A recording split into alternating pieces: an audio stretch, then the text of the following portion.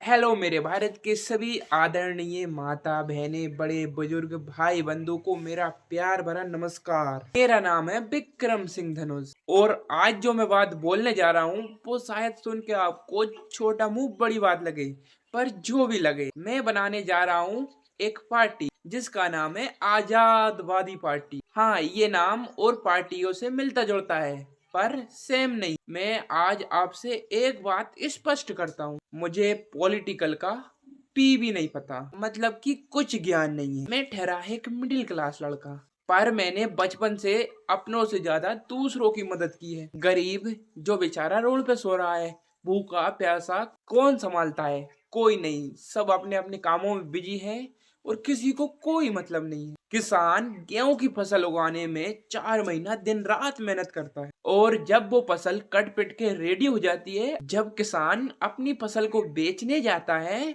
तो उस फसल को कौड़ियों के भाव खरीदी जाती है। फिर भी बेचता है किसान अपनी फसल को कौड़ियों के भाव, और फिर जो पैसे मिलते हैं उन पैसों से घर का राशन, बच्चों के स्कूल की फीस और जो किसी दूसरे का उधार लिया है उसको पटाना, और फिर दूसरी फसल की तैयारी। तो किसान के पैसे जो फसल बेच के मिला था वो तो सारे खर्च हुए हैं। अब आप बताओ, अगर किसान अपने बच्चे या बच्ची की शादी करना चाहता है तो वो कहाँ से करेगा? फिर किसानों के पास कोई ऑप्शन नहीं रहता है। ऑप्शन रहता है तो सिर्फ चाहे वो अपनी जमीन गिरवी रख के दूसरे से पैसे ले या फिर किसी बैंक से लोन ले। और आपको पता ही होगा कि बैंक वाले किसानों की जन्म कुंडली मांगते हैं। अगर वो अपनी जमीन गिरवी रख के पैसे ले तो सामने वाला जिसके पास जमीन गिरवी रखी है वो एक तारीख देता है। अगर उस तारीख पे उसके पैसे नहीं मिले तो वो जमीन हमेशा हमेशा के लिए उसकी हो जाती है।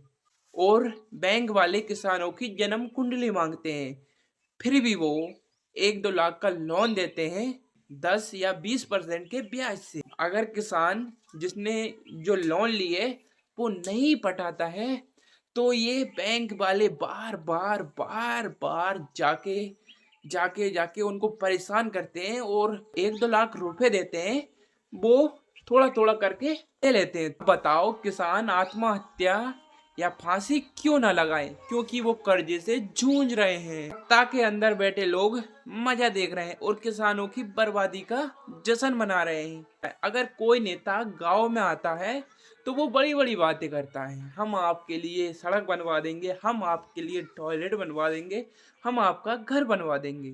पर ऐसा असल में कुछ होता नहीं है, क्योंकि किसानों के पास इतना टाइम ही कहाँ कि वो उन लोगों की बातें याद रखें जो नेता वादा करके गया था। 1-2-3 साल के लिए वो याद करें।